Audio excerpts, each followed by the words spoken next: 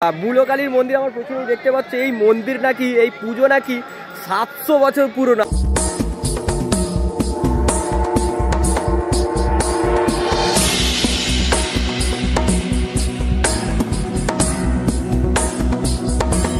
Welcome back to my channel নইনপাল। তো কেমন আছো তোমরা? আমরা এমন একটি জায়গায় এসেছি, সেটা হচ্ছে শিবানীপুর, উদয়নারায়ণপুর, হাওড়া। বুলোকালীর মন্দির আমার পেছনে দেখতে পাচ্ছ। এই মন্দির নাকি, এই পুজো নাকি 700 বছর পুরনো। আমরা সেইখানেরই ইতিহাস জানতে চলে এসেছি এবং তোমাদেরকে জানাবো আজকে।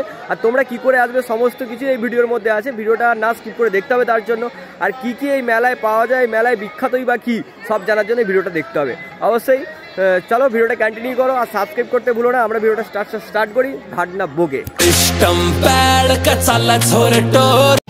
এই মূলকালী মেলায়, শিবানীপুর মূলকালী মেলায় আসবে কি করে তোমরা? আমরা উদয়নপুর সাইড দিয়ে আসছি। তো উদয়নপুর থেকে অনেকটা এগিয়ে এলে পেট্রোল পাম্প থেকে এগিয়ে এলে রেড কাউ, যে অফিসটা দেখতে পাচ্ছি রেড কাউ। তো এখান থেকে আমরা এগিয়ে যাব সোজা রেড কাউ এর অফিস, মানে যে অফিসটা আছে ওখান থেকে এগিয়ে গেলে আমাদের বাঁ দিকে পড়বে মেলাটা, ঠিক আছে? অর্থাৎ বাঁ দিকে পড়বে।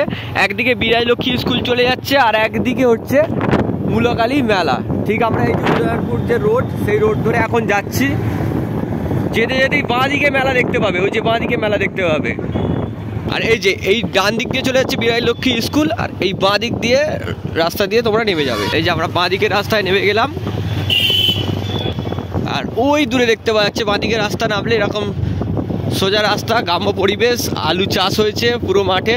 আর ঠিক দূরে দেখতে পাওয়া যাচ্ছে মূলকালী মেলা, মূলকালী পুজো হয়। তো এর বিশেষত্ব কি আমরা সব কিছুই বলছি, চলো মেলায় আগে কম খাই।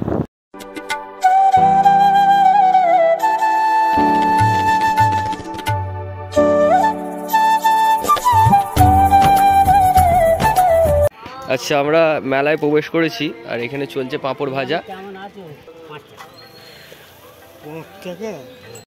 আচ্ছা, আমরা মন্দির প্রাঙ্গণে এসে উপস্থিত হয়েছি আর এই হচ্ছে মূলকালীর মন্দির। তো আমরা যদি দর্শন করাতে পারি, মায়ের দর্শন করা না খুবই চাপ, তবে মন্দিরটা আমরা একটা সিনেমেটিক শট আগে দিয়েই স্টার্ট করি।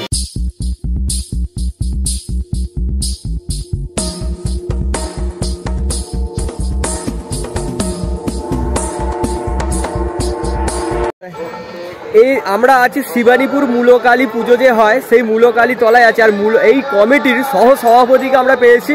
তো এই যে সহসভাপতি, আপনাকে নমস্কার জানাই প্রথমেই।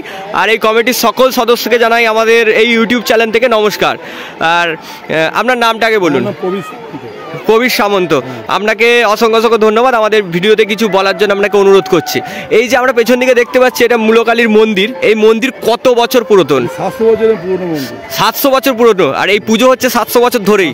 আচ্ছা, এই মূলকালী, এই যে মূলকালী নামটা কি করে হলো বা কেন হলো, এটা যদি একটু বলে গেছে। এখানে নাকি এই পৌষ মাসে অমাবস্যা মূল্য দিয়ে পুজো দিলে যে যা মানুষ করে তার মনে আশা পূর্ণ হয়। আচ্ছা, মানে আমরা দেখতে পাচ্ছিলাম মন্দিরের নিচেই মূলো বিক্রি হচ্ছে, অনেকে মূলো কিনে দিচ্ছে এবং ঘর থেকেও মূলো এনে পুজো দেয়, তাই তো? আচ্ছা, খুব সুন্দর। আর এই মেলা যে হচ্ছে, এই মেলাও কি 700 বছর পুরনো মেলা? আচ্ছা, এই মেলায় মানে বিশেষত্ব কি? দেখলাম, আমরা ঘুরে দেখছিলাম যে পোড়ামাটির জিনিসটা বেশি, সবই এখানে বেশি বিক্রি হয়। বাহ, খুব সুন্দর। আর মানে এই পুজো কখন থেকে স্টার্ট হয়েছে এবং কতক্ষণ পর্যন্ত দিতে পারবে মানুষ? যতক্ষণ মানুষ রাত পর্যন্ত হয়, আরম্ভ হয়। আচ্ছা, মানে রাতেও পুজো হয়। আচ্ছা, মানে এটা এক দিবসীয় মেলা। কালকে বিকাল থেকে আরম্ভ হয়েছে, কালকে থেকে আরম্ভ হয়েছে, আজকে রাত্রি হলো 10টা পর্যন্ত শেষ হবে। বাহ, সুন্দর। মানে প্রতি বছর এই দিনেই, মানে অমাবস্যাতে। আর একটা ছোট্ট বিষয়, আমাদের বন্ধুরা যদি আসে এই জায়গায়, এই মন্দিরে আসার জন্য কি করে আসবে মানুষ? যদি হাওড়া থেকে আসে, রামপুর ডিবুসি বাস আছে, শিবানীপুর নামবে, নেবে সামনে মূলকালী মন্দির। আচ্ছা, ঠিক আছে। আর এটা হচ্ছে শিবানীপুর উদয়নপুর হাওড়া, তাই তো? শিবানীপুর উদয়নপুর হাওড়া। ধন্যবাদ, অসংখ্য ধন্যবাদ আপনাকে।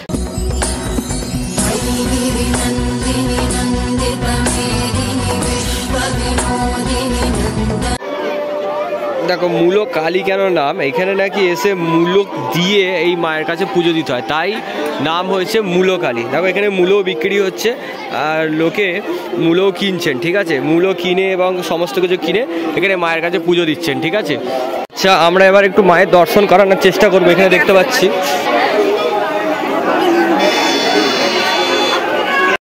সবার হাতেই মূলো আছে। দেখুন, মূলো দিয়ে পুজো দিচ্ছে। আর মায়ের দর্শন আমাদেরকে করালাম।